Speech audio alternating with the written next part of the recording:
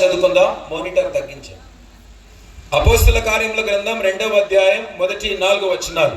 పెంతెకొస్తను పండుగ దినము వచ్చినప్పుడు అందరూ ఒక చోట కూడి ఉండిరి. అప్పుడు వేగముగా వీచి బలమైన గాలి వంటి ఒక ధ్వని ఆకాశం నుండి అకస్మాత్తుగా వారు కూర్చుండి ఉన్న ఇల్లంతయు నిండారు. మరియు అగ్ని జ్వాలల వంటి నాలుకలు విభాగింపబడినట్టుగా వారికి కనబడి వారిలో ఒక్కొక్కరి మీద వరాలుగా అందరూ పరిశుద్ధాత్మతో నిండిన వారే. ఆ ఆత్మ వారికి వాక్శక్తి అనుగ్రహించిన కొలది అన్య భాషలతో మాట్లాడసాగిరి. దేవుడు తన పరిశుద్ధ వాక్యం మన వినికిడిలో దీవించిన గాక. పరిశుద్ధాత్మ నడిపింపు కొరకు ప్రార్థించుకుందాం. దయచేసి నాకు మ్యూజిక్ బ్యాక్గ్రౌండ్ ఇవ్వకండి. ప్రార్థనలాగా ఉండదు. పరలోకమందున మా ప్రేమగల తండ్రి, జీవం గల దేవ, ఈ సాయంకాలం మందు మీ అద్వితీయ కుమారుడు లోకానికి రక్షకుడైన యేసుక్రీస్తు వారి పరిశుద్ధ నామమున ప్రతి ఒక్కరం కృతజ్ఞతాస్తుతులతో మీ సన్నిధికి వస్తున్నాం. మీ సంకల్పంలో, మీ ప్రణాళికలో, మీ చిత్తములో ప్రభా మా దేవ, మీ సార్వభౌమాధికారంలో హెచ్చుపాల్తేరైనటువంటి ఈ గ్రామాన్ని మీరు జ్ఞాపకం చేసుకున్నారు. కాబట్టి మీ చిత్తానుసారంగా 2వ రోజు మీరు నన్ను ఇక్కడికి నడిపించారు. మాట్లాడేది నేను కాదు కానీ మీ తండ్రి ఆత్మీయులోని మాట్లాడుచున్నాడు కానీ మాట్లాడు వారు మీరు కారు అనే వాగ్దానం దయతో నెరవేర్చండి. ఎటు మీ సన్నిధికి వచ్చారు కనుక భయభక్తులు కలిగి ఉండి వినడానికి మంచి చెవులు, గ్రహించేటువంటి జ్ఞానం ప్రతి ఒక్కరు కూడా దయచేయాలని వేడుకుంటున్నాను. ప్రభా నా ప్రార్థనలో 2 మీ పాదాలు పట్టుకొని బ్రతిమలాడి వేడుకుంటున్నాను. మొదటిగా ఆత్మలు రక్షింపబడాలి.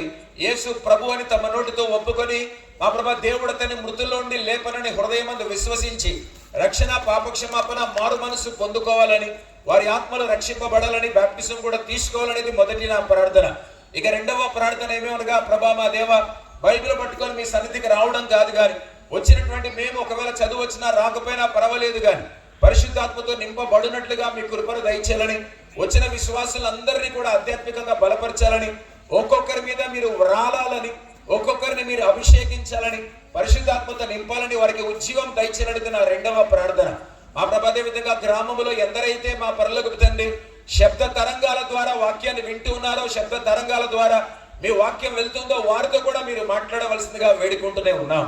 మా ప్రభా గ్రామం అంతటిని కూడా పేరు వలసిన ప్రతి ఒక్కరిని కూడా మీరు జ్ఞాపకం చేసుకొని మీ రక్షణ కార్యం దయతో జరిగించాలని, ఘనత, మహిమ, ప్రభావాలు మీకు మాత్రమే ఆరోపించుకుంటూ ఈ ప్రార్థన ప్రభును రక్షకుడైన యేసుక్రీస్తు వారి శ్రేష్టమైన నామమున ప్రార్థించి వేడుకొంచున్నాము తండ్రి, ఆమేన్.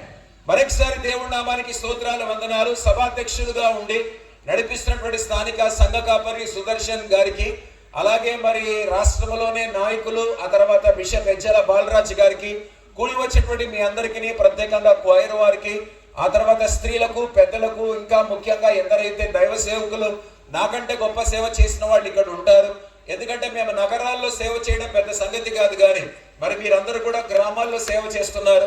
కాబట్టి మాకంటే గ్రామాల్లో సేవ చేసే వాళ్లే ఎప్పటికైనా గొప్ప వాళ్ళని నేను భావిస్తాను. ఎందుకంటే వారి సేవలో త్యాగం ఉంటది, మా సేవలో సుఖం ఉంటది. కాబట్టి మీ సేవ త్యాగపూరితమైనటువంటి సేవ. కాబట్టి ఎందరైతే అభిషక్తులు, పాస్టర్ గారులు, సువార్థికులు, సేవకులు, సేవకురాళ్ళు ఇక్కడ ఉన్నారో హృదయపూర్వక ధన్యవాదాలు, వందనాలు వారికి సమయంలో చెల్లిస్తున్నాను. ఈ సాయంకాలం మందు మన ప్రభును రక్షకుడైన యేసుక్రీస్తు నామమున విశాఖపట్నంలో ఉన్న నజరీన్ సంఘం తరపున, నజరీన్ బైబిల్ కాలేజ్ తరపున, నజరీన్ మినిస్ట్రీస్ తరపున, నజరీన్ యూట్యూబ్ పరిచర్యల తరపున మీ అందరికీ కూడా శుభములు తెలియజేస్తున్నారు. 2వ రోజు వాక్య పరిచర్య చేయడానికి దేవుడు ఇచ్చిన తరుణాన్ని బట్టి, కృపను బట్టి తండ్రి, కుమార, పరిశుద్ధాత్మ త్రియేక దేవునికి వందనాలు. మొదటిగా రక్షణ గురించి దేవుని యొక్క వాక్యం విందాం. 2వదిగా ఉజ్జీవం గురించి కూడా దేవుని యొక్క వాక్యం విందాం. ఎందుకంటే మీరు పెట్టుకున్నటువంటి ధ్వజమే, మీరు పెట్టుకున్న బ్యానరే రక్షణ ఉజ్జీవ సభలోని పెట్టుకున్నారు. కాబట్టి రక్షణ లేని వారికి రక్షణ వాక్యం, యేసు ప్రభు యొక్క ప్రేమ లేదా తండ్రి అయినటువంటి దేవుని ప్రేమ వినిపించాలి. వారు కూడా మారు మనసు రక్షణ పొందాలి. 2వదిగా రక్షింపబడినటువంటి మనకు సువార్త అక్కర్లేదు కానీ ఉజ్జీవంతో కూడినటువంటి వాక్యం మనకు కావాలి. కాబట్టి 2 అంశాలు దేవుని యొక్క మహాకృపను బట్టి ఎప్పుడు కూడా వినటువంటి విషయాలే సాయంకాలం ముందు మీరు కూడా వింటారు. ఘనత, మహిమ కేవలం దేవుడికి మాత్రమే కలుగును గాక. అద్భుతం, ఆశ్చర్యం ఏంటి అని అంటే పాత నిబంధన పంచకాండలు అనేటువంటి ఆది కాండము నుండి ద్వితీయోపదేశ కాండం వరకు దేవుని బిడ్డారా లేవియా కాండం అనేటువంటి పుస్తకం ఎక్కడైతే వస్తుందో అక్కడ 23వ అధ్యాయం కనుక చదివితే ఇశ్రాయేలీల విమోచన పండుగలన్నీ కూడా దాదాపుగా లేవియా కాండం 23వ అధ్యాయంలోనే రాయబడి ఉంటాయి. 7 విమోచన పండుగలు ఉంటాయి. మీరు వింటేనే వాక్యం అర్థమవుతుంది, మీరు వినకపోతే నేనే చెప్తున్నాను, మీకు వాక్యం అర్థం కాదు, మీరే దేవుడికి జవాబు చెప్పుకోవాలి. కాబట్టి మీరందరూ కూడా దయచేసి వాక్యాన్ని వినాలని ప్రేమతో మీ అందరికీ కూడా మనవి చేస్తున్నాను. మొదటి విమోచన పండుగ ఇశ్రాయేలులకు ఏమనగా పస్కా అనేటువంటి పండుగ. గొర్రెపిల్ల వధించబడింది, ఇంట్లో జ్యేష్ఠ కుమారుడు బతికిపోయాడు. ఆ తర్వాత ప్రభునందు ప్రియమైన వాళ్ళరా, పైనుండి ఇలాగ దూరం నుండి కనుక చూస్తే ఆ గొర్రెపిల్ల యొక్క రక్తం హిస్సోపు పడకతో ప్రోక్షించిన తర్వాత ద్వార బంధముల మీద ఏ ఆకారంలో కనిపిస్తుంది అని అంటే సిలువ ఆకారంలో కనిపిస్తుంది. సంహార దూత పైనుండి కిందికి వచ్చి దాటిపోయేటువంటి టైంలో సిలువ ఆకారంలో ద్వార బంధముల మీద పస్కా గొర్రెపిల్ల యొక్క రక్తం ఎప్పుడైతే కనిపించిందో దాటిపోయింది. దాటిపోవడం అన్నదాన్నే పాస్ ఓవర్ అని అంటారు. అంటే నేను చంపకుండా దాటిపోతున్నాను అని అర్థం. అందుకని జ్యేష్ఠ కుమారుని చంపకుండా సంహార దూత దాటిపోయాడు కాబట్టి దాన్ని పస్కా అన్నారు. లేదు అని అంటే ఇంగ్లీష్ లో పాస్ ఓవర్ అని అన్నారు. కాబట్టి కొత్త నిబంధనలో ఇది ఏ పండగ అనగా యేసుక్రీస్తు ప్రభువారి శిలువ మ్రాణి మీద మన కొరకు మరణించినటువంటి పండుగ. 18వ తారీఖు ఏప్రిల్ ఈ సంవత్సరం మనం అందరం కూడా శుభ శుక్రవారం గుడ్ ఫ్రైడే అనేటువంటిది జరుపుకున్నాం.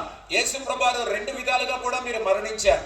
బైబిల్ కనుక చదివితే పస్కా గొర్రె పిల్లగా పాత నిబంధనలో ఇశ్రాయేళ్ల కొరకు ఏ విధంగా అది చనిపోయిందో ఆ విధంగా అప్పుడున్నటువంటి ఇశ్రాయేల్ యూదుల కొరకు కూడా యేసు ప్రభువారు పస్కా గొర్రె పిల్లగా చనిపోయారు. రెండవదిగా మనమందరం కూడా అన్యులం ఉన్నాం కదా, మనం కూడా మారు మనసు రక్షణ పొందాలి.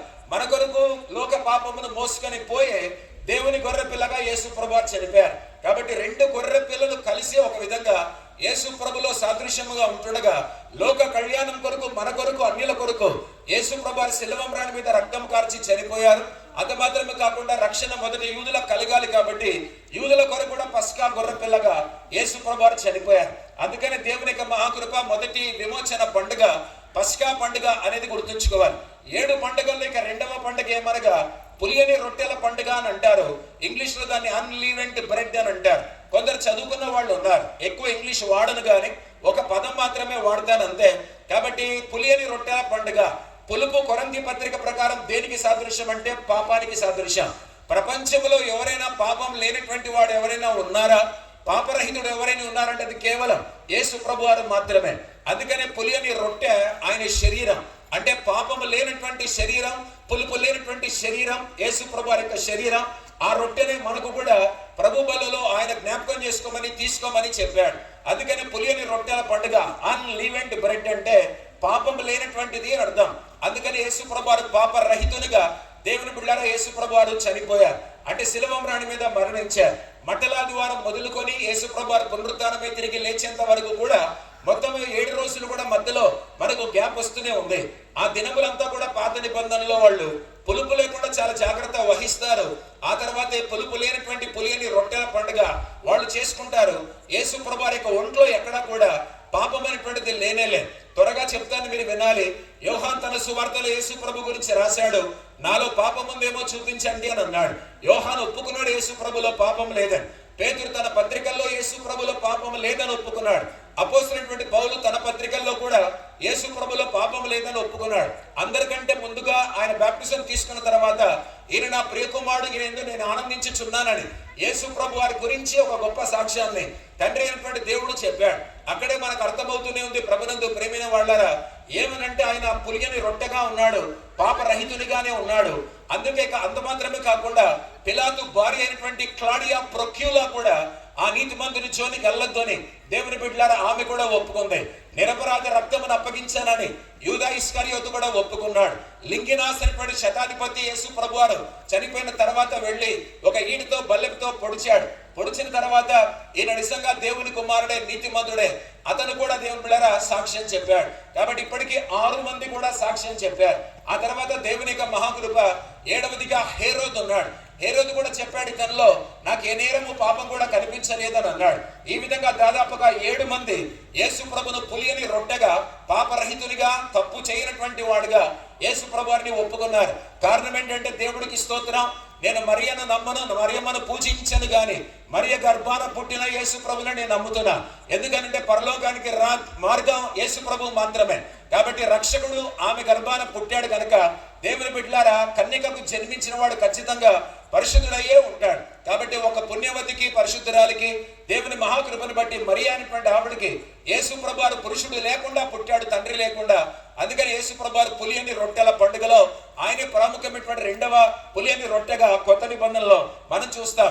ఇక మూడవదిగా చనిపోయినటువంటి వాడు మూడో రోజు పునరుత్థానమే ఖచ్చితంగా తిరిగి లేవాలి. ఎందుకనంటే దేవుడు అనేటువంటి వాడు ఖచ్చితంగా మరణాన్ని చేయించి తిరిగి లేచారు. మూడవ పండుగ ఏంటంటే ప్రథమ ఫలముల పండుగ. కాబట్టి లేవియాకాండంలో ప్రథమ ఫలముల పండుగ కనిపిస్తుంది. ఆ తర్వాత కొత్త నిబంధన గ్రంథంలోకి వచ్చేసరికి ఆ పండుగ పునరుత్థాన పండుగగా మారింది. మత్తయి సువార్త 28వ అధ్యాయం, మార్కు సువార్త 16వ అధ్యాయం, లూకా సువార్త 24వ అధ్యాయం, యోహాను సువార్త 20వ అధ్యాయం, ఈ 4 అధ్యాయాలు కూడా మనం గమనిస్తే చాలా జాగ్రత్తగా అన్ని చోట్ల కూడా యేసు ప్రభు పునరుత్థానం గురించే రాయబడం. అందుకనే పునరుత్థానమునకు ప్రథమ ఫలము క్రీస్తు అనే మాట కొరింథీ పత్రికలో పౌలు రాశాడు. కాబట్టి మూడవ విమోచన పండుగ అప్పట్లో ఇశ్రాయేలుకి ఏంటంటే ప్రథమ ఫలముల పండుగ. కానీ కొత్త నిబంధనలో క్రైస్తవులమైన మనకు మూడవ విమోచన పండుగ ఒక విధంగా ఆత్మీయంగా ఏంటి అంటే పునరుత్థాన పండుగ. ప్రపంచంలో కేవలం యేసు ప్రభువు మాత్రమే మరణమును చేయించి తిరిగి లేచాడు, కానీ ఎవరు కూడా దేవుని బిడ్డలారా తిరిగి లేవలేదు. అసలు రిజరక్షన్ పునరుత్థానం అంటే మరి మీలో ఎంతమంది ఏమనుకుంటారో నాకు తెలియదు, కానీ it is God's receipt to Jesus Christ. యేసు ప్రభువు పాపరహితునిగా తప్పు పాపం నేరం చేయకుండా చనిపోయారు కాబట్టి ఆయన మూడవ రోజు దేవుడు తన పునరుత్థానమే తిరిగి లేపి ఒక రసీదుగా పునరుత్థానాన్ని యేసు ప్రభువారికి తండ్రి అయినటువంటి దేవుడు ఇచ్చాడు.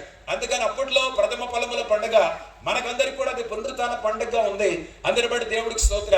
ఇక నాలుగవ పండుగ ఏమొస్తుంది అని అంటే లేవియాకాండం చదివితే వారముల పండుగ అని అంటారు, ఫీస్ట్ ఆఫ్ వీక్స్ అని అంటారు. ఎన్ని వారములు అంటే బాగా వినండి అమ్మా. ఏ రోజు మనం పునరుత్థాన పండుగ చేసుకుందాం? పోయిన నెల ఏప్రిల్ నెల 20వ తారీఖున ఏం చేసుకున్నాం? పునరుత్థాన పండుగ చేసుకున్నాం. మీరందరూ కూడా ఈస్టర్ అంటారు. ఎప్పుడు ఈస్టర్ అనకూడదు. ఎందుకనంటే అష్టారోతు దేవత పైనుండి కింద పడింది కాబట్టి ఆ దేవత గుడ్డులో నుంచి బయటికి వచ్చింది కనుక యేసు ప్రభువు కూడా గుడ్డు లాంటి సమాధి నుంచి బయటికి వచ్చాడు కనుక ఆయన అష్టారోతు దేవత లాంటి వాళ్ళు అని అన్నారు. అందుకని నేను అది సత్యం ఎప్పుడైతే తెలుసుకున్నానో ఈస్టర్ అనే పదమే వాడను, పునరుత్థాన పండుగ అంటాను, లేదా ఇంగ్లీష్ లో దేవుని బిడ్డలారా రిజరక్షన్ అంటారు. మీరు ఎప్పుడు కూడా ఇక ఈస్టర్ అనకండి. ఈస్టర్ అంటే అష్టారోత్ అనేటువంటి దేవతలోంచి ఆ పదం వచ్చింది. కాబట్టి బైబిల్లో ఈస్టర్ అనే పదం ఎక్కడ కూడా ఉండదు. అందుకని నేను అన్ని దేవతల గురించి అసలు మాట్లాడను. కనుక ఏం జరిగిందంటే బాగా లెక్కేసుకోండి. యేసు ప్రభువు పునరుత్థానమై తిరిగి లేచిన తర్వాత 7 వారాలు అని అంటారు. 7 వారముల పండుగ. వారంలో ఎన్ని రోజులు ఉంటాయమ్మా? ఒక వారంలో 7 రోజులు ఉంటాయి. 7 × 7 7 ఏళ్ళ ఎంత అయింది? త్వరగా చెప్పాలి, చాలా మంది కూడా చదువుకున్నారు. 49 అయింది. 49 అంటే 7 వారాలు. 7 × 7 రోజులు = 7 వారాలు. ఎంత అయిందంటే 49 రోజులే. 49 రోజులు పూర్తయిన తర్వాత మరుసటి దినమే దాన్ని ఏమంటారు అని అంటే దేవుని బిడ్డలారా వారముల పండుగ అంటారు. కొత్త నిబంధనలో పెంతెకోస్తు పండుగ అని అంటారు. కాబట్టి ఆ పెంతెకోస్తు ఉజ్జీవం గురించే మీ గురించే ఈ సాయంకాలం ముందు మనం అందరం కూడా ధ్యానించుకోబోతున్నాం. 5వ పండుగ ఏమనగా అప్పట్లో బూరల పండుగ అని అంటారు, లేదు జ్ఞాపకార్థ శృంగ ధ్వని అని అంటారు, ఫీస్ట్ ఆఫ్ ట్రంపెట్స్ అని అంటారు. బూరల పండుగ అప్పట్లో ఇశ్రాయేలుకి యుద్ధమును సిద్ధము చేయడానికి పాలెములో వాళ్ళందరూ కూడా ఉంటుండగా దేవుని దగ్గరికి సమకూర్చడానికి సమాజముగా కూడుకోవడానికి వాళ్ళు బూరలు వాడేటువంటి వాడు.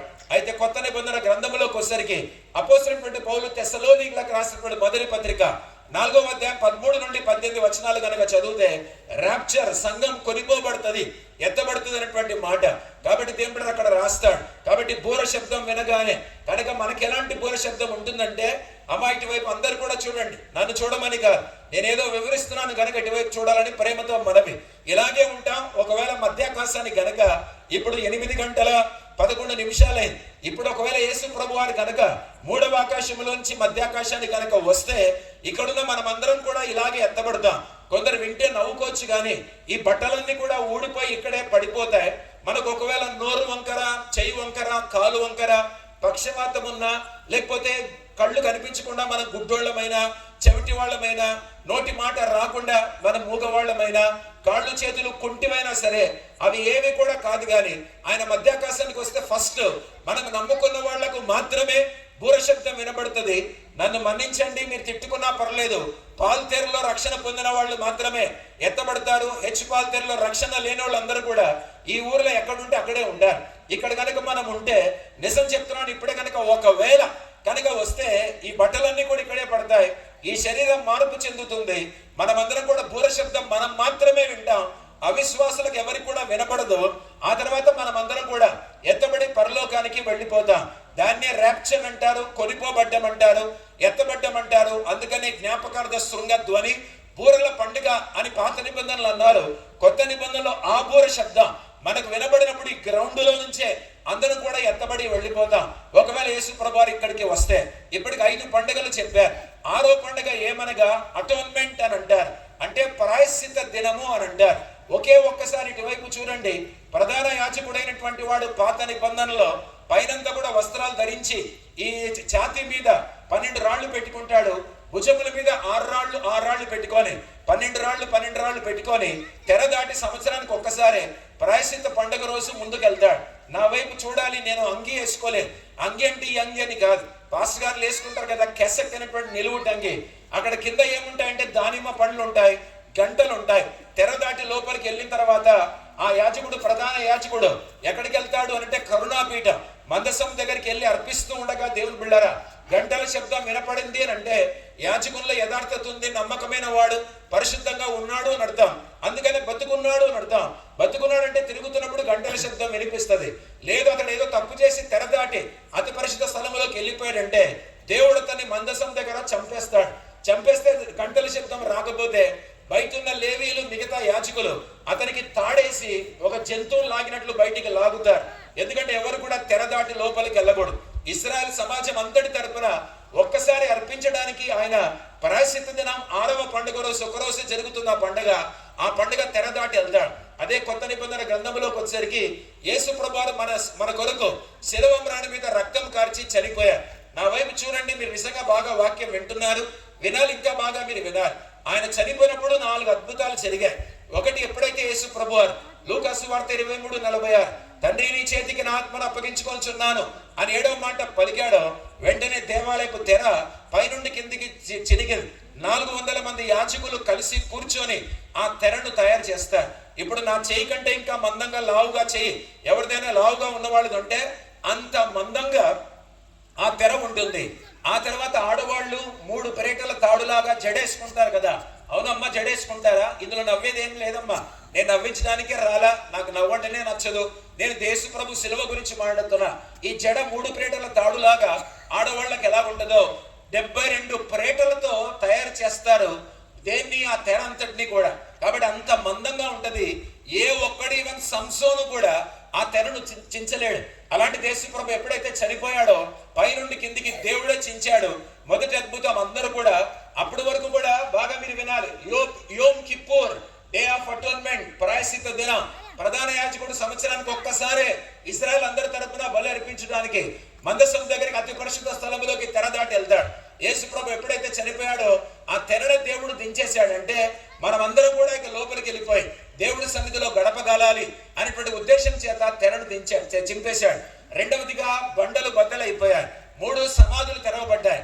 4వదిగా దేవుని బిడ్డలారా భూకంపం అనేటువంటిది వచ్చింది. మీరేమనుకోదు, ఒక చిన్న ఎగ్జాంపుల్ చెప్తాను. ఇజ్రాయెల్ దేశానికి చాలా సార్లు వెళ్ళా. యేసు ప్రభువారు కల్వరి, గొల్గొతా ఎక్కడైతే చనిపోయాడు అక్కడికి వెళ్ళడానికి చూడటానికి వెళ్ళా. ఒకతను యేసు ప్రభు లాగే ఉన్నాడు, యూదుడు వచ్చాడు. నువ్వు నిజంగా భూకంపం వచ్చినప్పుడు రాళ్లు బద్దలైంది చూడటానికి మీరు ఇష్టపడుతున్నారని నన్ను అడిగాడు. అంతకంటే ఏం భాగ్యం కావాలో చూపించండి, అద్భుతం చూడాలంటే సరే రండి, నా దగ్గర తాళం ఉందని యేసు ప్రభు చనిపోయిన శిలువ వెనుక ఒక గది ఉంటది, ఆ గది తెరిచి లోపలికి పదండి అన్నాడు. లోపలికి వెళ్తే యేసు ప్రభు చనిపోయినప్పుడు మత్తయి సువార్త 27వ అధ్యాయంలో ఉన్న అద్భుతాల్లో భూకంపం అనేటువంటిది వచ్చింది. అద్భుతం ఏంటంటే అక్కడే ఉన్న భూమి కంపించింది, రాళ్లు బద్దలయ్యే గాని యేసు ప్రభు శిలువ పడిపోలేదు. ఎందుకు పడిపోలేదంటే శిలువ మీద ఎవరు వేలాడుతున్నాడంటే లోక రక్షకుడు, దేవుని కుమారుడు శిలువ మీద వేలాడుతూనే ఉన్నాడు. అందుకని ఆ శిలువ అసలు పడిపోనే లేదు. నేను కళ్ళారా చూశాను, రాళ్లన్నీ కూడా బద్దలైపోయాయి. భూకంపం అంతా కూడా అప్పటికి వచ్చింది. అన్ని బద్దలైనటువంటి రాళ్లు లోపల పడ్డాయి, సమాధులు తెరవబడ్డాయి, మృతులు లేచారు. కానీ యేసు ప్రభు పునరుత్థానం అయ్యేంత వరకు కూడా శుక్రవారం సాయంకాలం, తర్వాత శనివారం అంతా, శుక్రవారం రాత్రి, ఆదివారం ఉదయం యేసు ప్రభు పునరుత్థానమై లేచాక వాళ్ళందరూ కూడా యెరూషలేము పట్టణంలోకి ప్రవేశించారు.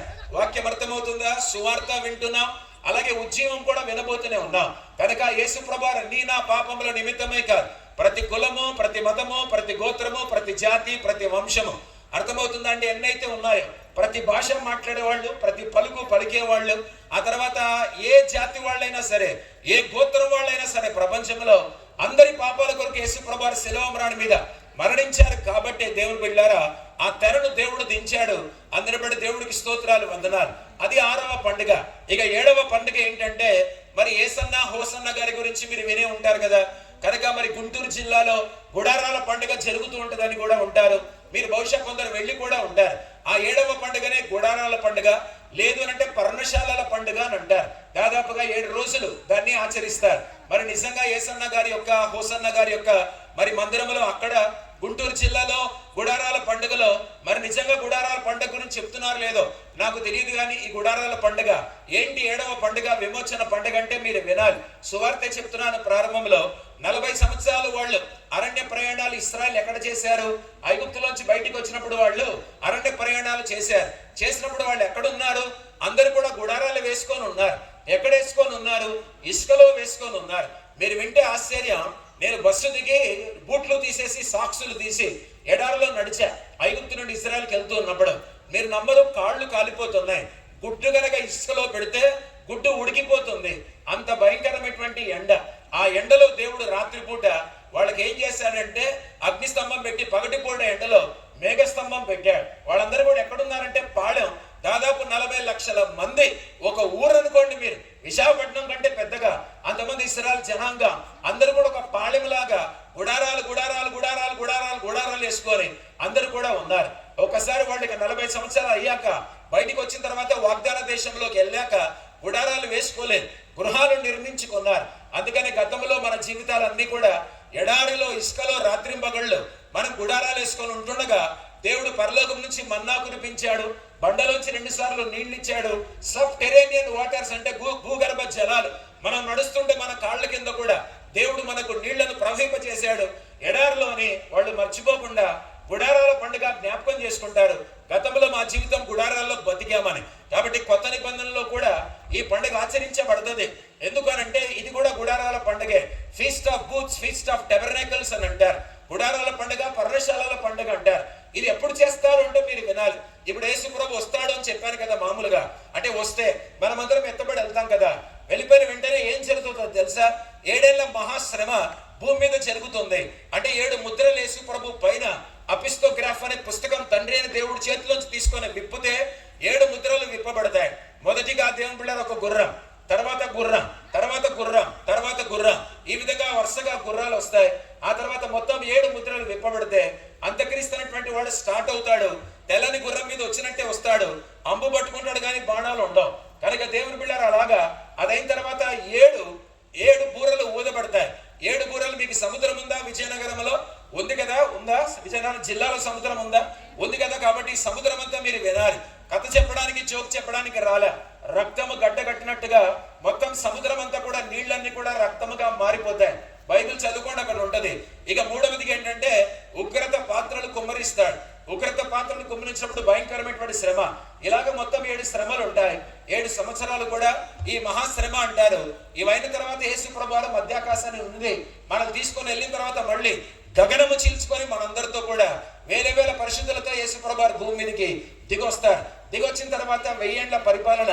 ముందు అర్మగెద్దోను యుద్ధం జరుగుతుంది. ఆ తర్వాత యెరూషలేములోకి వెళ్ళి రాజులకు రాజుగా, ప్రభులకు ప్రభుగా దావీదు సింహాసనం మీద కూర్చొని ప్రపంచాన్ని 1000 సంవత్సరాలు పరిపాలిస్తాడు. చంద్రబాబు గారు 9 సంవత్సరాలే, వైఎస్ రాజశేఖర రెడ్డి గారు 9 సంవత్సరాలే. ఆ తర్వాత దేవుని బిడ్డలారా మధ్యప్రదేశ్ లో లేకపోతే వెస్ట్ బెంగాల్లో ఉన్నటువంటి జ్యోతి బసు 17 సంవత్సరాలే. దిగ్విజయ్ సింగ్ కూడా కొన్ని సంవత్సరాలే మధ్యప్రదేశ్ రాష్ట్రానికి ముఖ్యమంత్రి. ఇప్పుడు నరేంద్ర మోడీ గారు 10 సంవత్సరమే, ఇది 10వ సంవత్సరమే. కానీ మన ప్రభు అయిన యేసుక్రీస్తు 1000 సంవత్సరాలు పరిపాలన చేస్తారు. రాజులకు రాజుగా, ప్రభులకు ప్రభుగా. అది మనం గుర్తుంచుకోవాలి. ఆ టైంలో ఏం జరుగుతుందంటే 1000 సంవత్సరాలు భూమి మీద యేసు ప్రభువారు పరిపాలిస్తుండగా అందరూ కూడా మళ్ళీ ఏ పండుగ చేస్తారంటే ఇదిగో ఈ గుడారాల పండుగ చేస్తారు, పర్ణశాలల పండుగ చేస్తారు. కాబట్టి గతంలో జరిగిన పర్ణశాలల పండుగ, గుడారాల పండుగ మళ్ళీ యేసు ప్రభువారు 1000 ఏళ్ల పరిపాలన భూమి మీద జరిగిస్తుండగా అప్పుడంతా కూడా పర్ణశాలల పండుగ, గుడారాల పండుగ కూడా భూమి మీద జరుగుతూనే ఉంది. ఏమనుకోకపోతే ఒక సలహా ఇచ్చి ఇక పూర్తిగా మీకు వాక్యం చెప్తాను. ఎప్పుడైనా 2వ రాకడ గురించి వినాలనుకుంటే ఇలా చెప్తున్నానని మరోలా అనుకోద్దని నన్ను పిలవండి. మీరు ఇక జీవితంలో మర్చిపోలేని వాక్యం చెప్పేసి వెళ్తా. 2వ రాకడ గురించి కనుక మీరు వినాలనుకుంటే రాకడ సభలోని పెట్టుకోండి. మీరు సువార్త తర్వాత ఉద్యమం అన్నారు. నేను ఆ 2 అంశాలకే కట్టుబడి ఉంటాను. వేరేది నేను మాట్లాడకూడదు. ఎందుకంటే మీ బ్యానర్ ఏం చెప్తుంది? సువార్త ఉద్యమం. ఈ రెండే చెప్తాను, అందుకే అదే చెప్తూనే ఉన్నాను. కానీ ఈసారి ఎప్పుడైనా దేవుని చిత్తమే వస్తే మీరు నన్ను ఒకవేళ పిలిస్తే కేవలం దేవుని బిళ్ళారా రెండవ రాకడ కోసం, అంటే ఒక చిన్న ఎగ్జాంపుల్ చెప్పేస్తాను మీకు రుచి చూపించడానికి. 7 ఏళ్ల మహాశ్రమ కాలంలో మనం విడవబడితే మన ఒంట్లో అరికాలు మొదలుకొని నడినంత వరకు ఎక్కడో చోట ఒక పుండు వస్తుంది. ఆ పుండు 5 నెలలు ఉంటుంది. ఆ పుండు 5 నెలలు ఉంటుంది.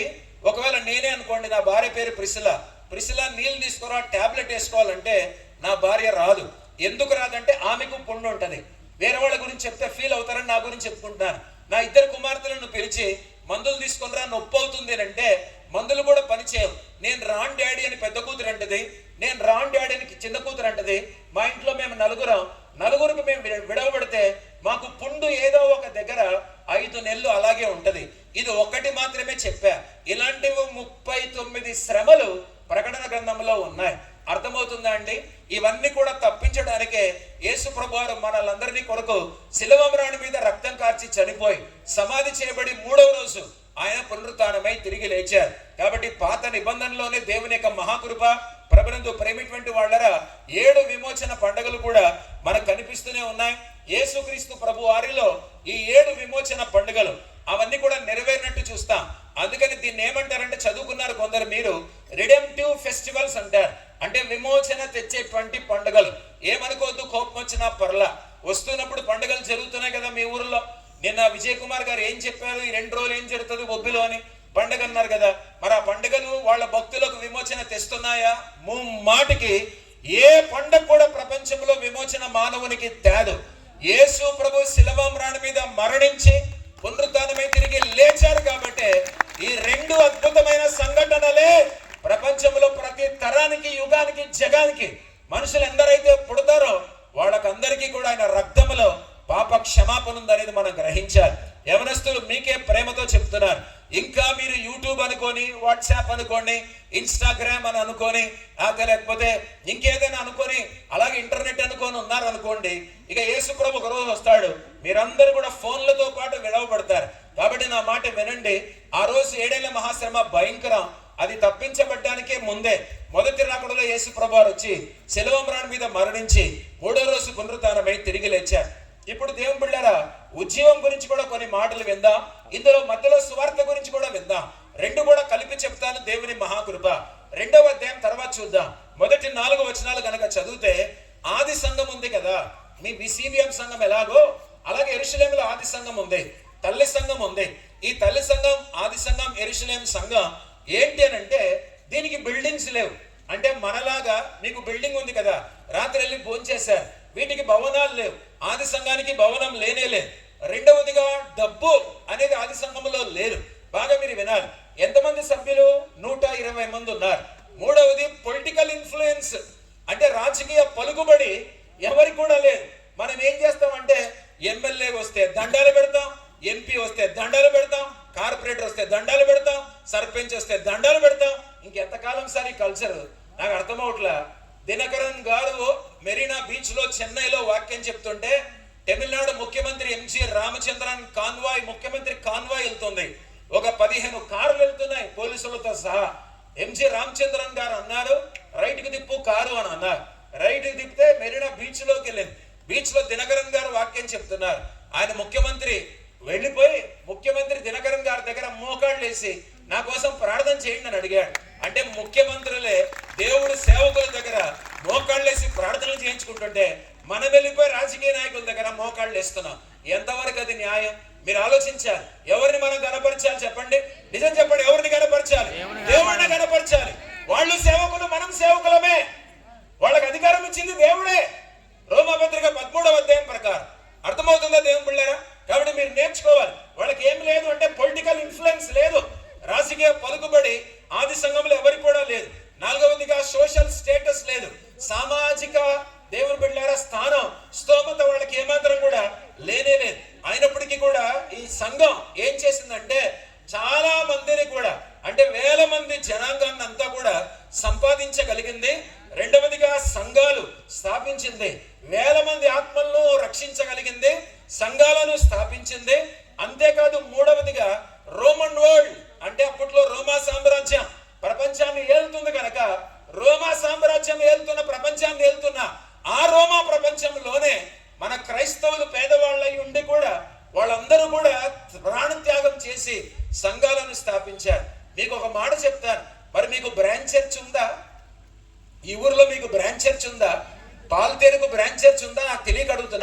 అనుబంధ సంఘం ఉందా? ఒకటి ఉందా లేదా? మీరు ఉందంటున్నారు లేదంటున్నారు, ఇలాగంటున్నారు లేదంటున్నారు. ఉందా లేదా? బ్రాంచ్ చర్చ్ ఉందా? దేవుడికి స్తోత్రం. ఇలాగా ఒకటి కాదు, రోమా ప్రపంచం అంతట్లో కూడా బ్రాంచ్ చర్చ్ ను వాళ్ళు స్థాపించుకుంటూ వచ్చారు. మరి మీరు నేను కూడా మన సంఘాలకు అనుబంధ సంఘాలు తప్పనిసరిగా స్థాపించుకొని రావాలి. మీకు అర్థమవుతుందా? యవనస్తుల కోసం ఒక మాట చెప్తారు. బొబ్బిల్లో పండగ అవుతుందా నిన్న ఈ రోజు? చెప్పండి, ఎస్ సార్ నో. ఏదో పండగ అవుతుంది కదా, అవుతుందా? అవుతుందా? అవుతుంది కదా. అలాగే అమ్మ ఇటువైపు చూడండి, డయానా, ఆ తర్వాత అర్తమీ దేవత అని ఉంటుంది అపోస్తల కార్యం. ఎప్పుడైనా చదివారా? అర్తమీ దేవత పేరు డయానా. ఆ డయానా దేవత నేను చెప్పకూడదు, ఆడవాళ్ళు చాలా మంది ఉన్నారు, చూడటానికి చాలా అసహ్యంగా ఉంటది. దాని ఊరేగింపు, వినాయక చవితి ఊరేగింపు జరుగుతుందా? ఎలాగ నిమజ్జనానికి వెళ్తారా? అలాగ దాని ఊరేగింపు తీసుకొని వెళ్తుంటే ఎవరు? తిమోతి అనేటువంటి ఇతను, యూత్ వింటున్నారా? ఆ తిమోతి ఏం చేస్తానంటే అడ్డుపడి వేల మంది ఊరేగిస్తూ ఉన్నారు ఊరేగింపులో. ఎవరిని? అర్తమీ దేవతని. అర్తమీ దేవతని ఊరేగిస్తుంటే తిమోతికి రాస్తాడు కదా పౌలు పత్రిక, తెలుసా? ఎవరొస్తున్నారా? తిమోతికి 2 పత్రికలు రాస్తాడు కదా. ఆ తిమోతి ఊరేగింపులు అడ్డుపడి, యేసు ప్రభు మాత్రమే దేవుడు, ఇది దేవత కాదు, దీని ద్వారా రక్షణ కలగదు, ఈ ఊరేగింపు మీరు చేయకూడదని వేల మందికి అడ్డుగా తిమోతి ఊరేగింపులు అడ్డుపడితే తిమోతిని బట్టలు ఊడదీసినట్లుగా చర్మం ఊడదీశారు. చర్మం ఊడదీస్తే అతడు దేంతో తన సాక్ష్యాన్ని చెప్పాడంటే తన రక్తముతో తన సాక్ష్యానికి ముద్రేశాడు. నేను యేసు ప్రభును నమ్ముకొని, అర్తమీ దేవత దేవత కాదు, ఆమె ద్వారా రక్షణ కలగదు, యేసు ప్రభు ద్వారానే రక్షణ కలుగుతుంది అని చెప్పినందుకు చర్మము పప్పాయ పండు మీద తొక్కొల్చినట్లుగా, అరటి పండు మీద తొక్కొల్చినట్లుగా తిమోతి ఒంటి మీద చర్మాన్ని ఒలిచేశారు. తిమోతి ఆ విధంగా అక్కడే హతసాక్షిగా చనిపోయాడు. అతడు తన రక్తముతో తన సాక్ష్యానికి ముద్ర వేసుకున్నాడు. అలాగా ఆది సంఘం, తల్లి సంఘం, యెరూషలేములో ఉన్నటువంటి వాళ్లకు రాజకీయ పలుకుబడి లేదు, సామాజిక స్తోమత లేదు, డబ్బులు వాళ్ళ దగ్గర లేవు, సొంత బిల్డింగ్ మీకుంది, రాత్రి భోంచేశారు, వాళ్లకు సొంత బిల్డింగ్ అనేటువంటిదే లేదు, అయినా కూడా ఒక దగ్గర వాళ్ళు కూడుకున్నారు. అయితే దేవుని బిడ్డారా, మరి ఏముంది? కారణం ఏంటి? ఇంత బలంగా రోమా ప్రపంచంలోనే వాళ్ళు సంఘాలు స్థాపించారు, వేల ఆత్మను రక్షించారు అంటే కారణం ఏంటంటే they got power from above. పరలోకము నుంచి ఒక శక్తి వచ్చింది, ఆ శక్తే పరిశుద్ధాత్మ శక్తి. కాబట్టి మొదటి అధ్యాయం 8వ వచనంలో యేసు ప్రభు చెప్పిన మాట అపోస్తల కార్యం గ్రంథంలో రాయబడి ఉంటది. ఆయనను పరిశుద్ధాత్మ మీ మీదికి వచ్చినప్పుడు మీరు శక్తి నొందదరు గనక యెరూషలేము, యూదయ, సమరయ, భూది గంతాల వరకు నాకు సాక్షులై ఉంటారు. కాబట్టి ఇప్పుడు ఫస్ట్ యెరూషలేములో ఎవరు కూడుకున్నారు? 120 మంది కూడుకున్నారు. వాళ్ళు కూడుకున్నారు కాబట్టి పరిశుద్ధాత్మ దేవుడు పైనుండి కిందికి దిగొస్తే పైనుండి శక్తిని పొందుకున్నారు. పరిశుద్ధాత్ముడు శక్తి వ్యక్తి? ఆయన వ్యక్తి ప్లస్ శక్తి, రెండు. Is person and power. నీలో కార్యం జరిగించడానికి ఆయన పవర్, నీలో నివసించడానికి ఆయన పర్సన్. తెలుగులో చెప్తారు, నీలో నివాసం ఉండడానికి ఆయన వ్యక్తి, నీ ద్వారా అద్భుతాలు, స్వస్థతలు జరిగించడానికి ఆయన శక్తి. కాబట్టి 120 మంది మీదికి శక్తిగా పరిశుద్ధాత్మ దేవుడు వాళ్ళ మీదికి దిగొచ్చాడు.